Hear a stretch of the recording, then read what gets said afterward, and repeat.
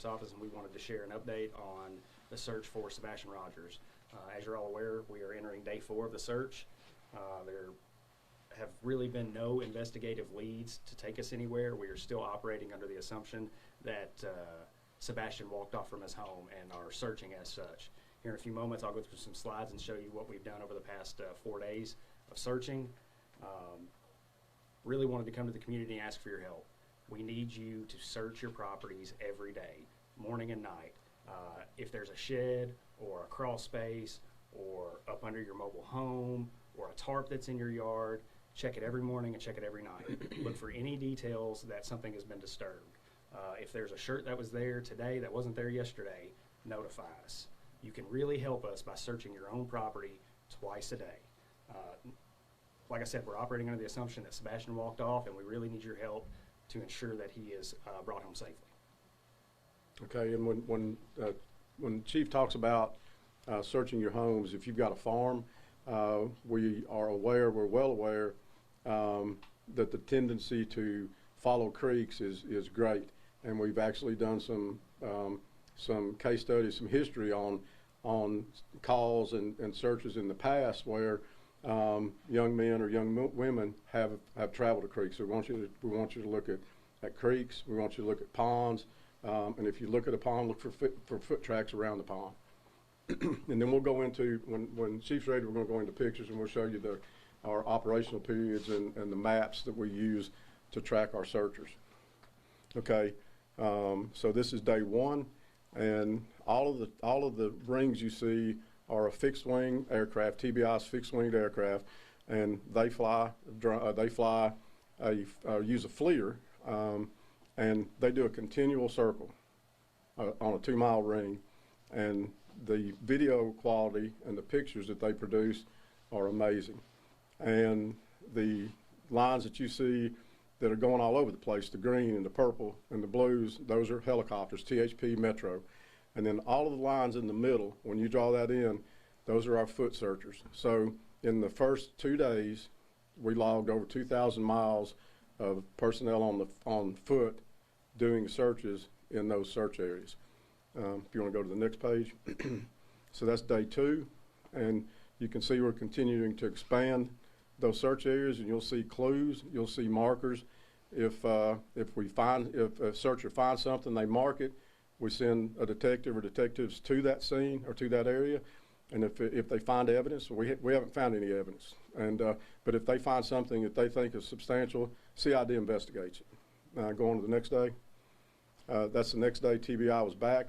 That second day we had really bad weather with rain, and so these are the rings from TBI again, and they did some almost tri-oval type figures when we were looking at particular areas, and they were looking at streams at that time, and a lot of helicopter, and then more ground troops, and then we got one more day, and then today we're expanding west, and you can see those areas that personnel are searching. And so what we do is we get them in, and we've got an app that they utilize, and they create tracks, and you can see the tracks in those sections as they do the search.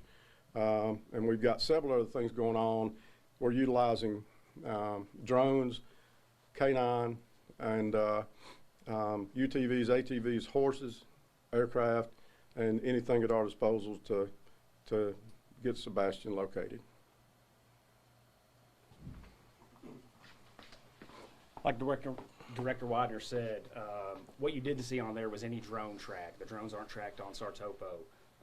What you didn't see on there were several assets that didn't have the app that day. So what you're seeing is what we know we have tracked. Like I said, we're operating under the assumption that Sebastian walked off. We have no evidence to disprove that. The family's been nothing but cooperative with law enforcement in our investigation. We are truly operating under the assumption that there's a child missing that needs our help. So if the public is out there and you have a house close by or not close by, right, check your property twice a day. If you find something, call us. If you have trail cams out on properties that you hunt, check them. If there's an image that you think could be Sebastian, call us. Anything, any tip that you have, call us. We want to bring Sebastian home. And when the chief says even if it's not right here. So I actually spoke to the incident commander of a search operation that happened west of here, and a 14-year-old went missing and was found 9 days later, 6.2 miles from home.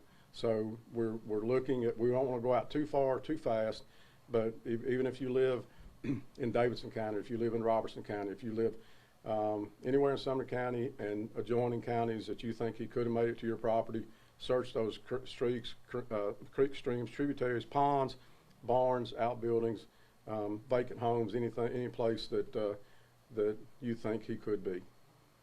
One tip, if you're searching your property, is to search it in pairs. If we have aerial assets up and they see someone walking alone through a field, we're going to deploy resources to make sure that is not Sebastian.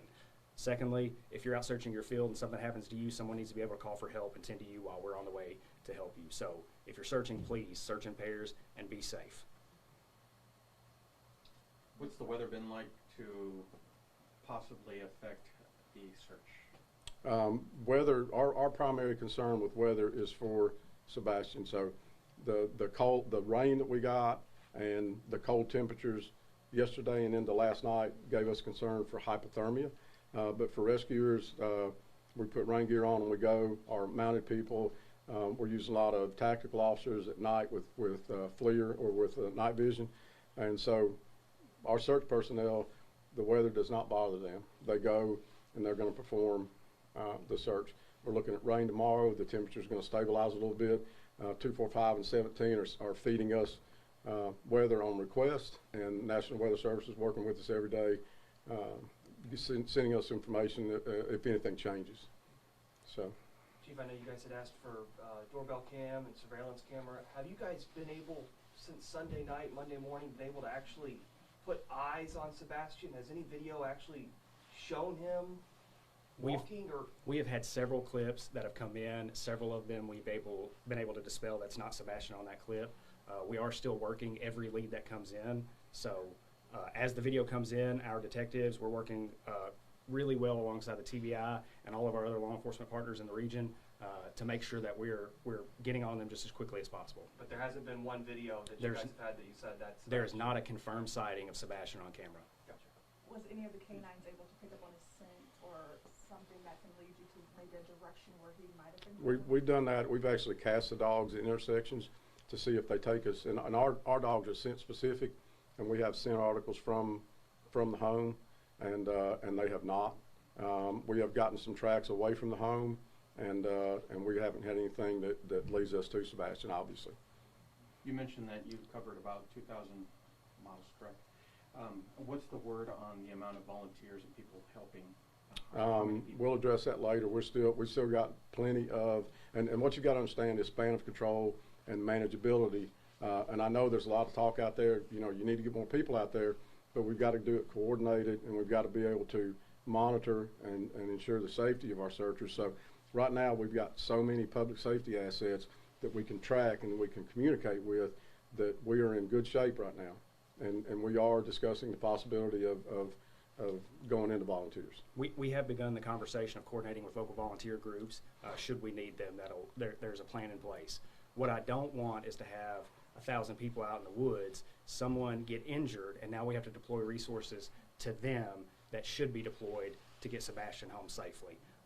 As of right now, I've talked to the FBI, I've talked to world-renowned detectives from the Middle Tennessee area, and every one of them has said we're doing everything that we should be doing. We're doing everything that we can. I'm open to ideas. If someone's got an idea that we're not applying yet, let me know. I'll apply it. Do you know how many hours, how many miles you guys have clocked in and searched so far? 2,000 by foot the first 2 days. We're not tracking hours now. We'll put all that together. We'll do an after action report.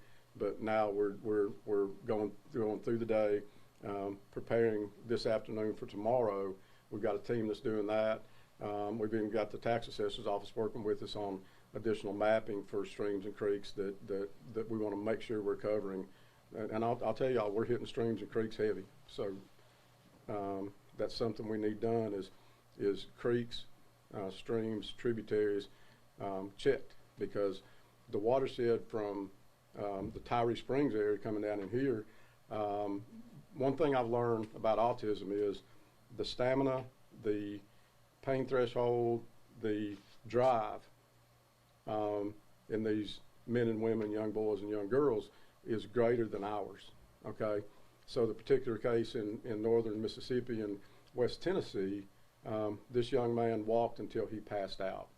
And when they got to him, he was laying face down, and they were like, "Oh my!" But he was unconscious, and they've done stories on him, and so that's something we're looking at, and we urge people to get out and check those locations. A lot of farms in Sumner County, a lot of creeks in Sumner County. Check them.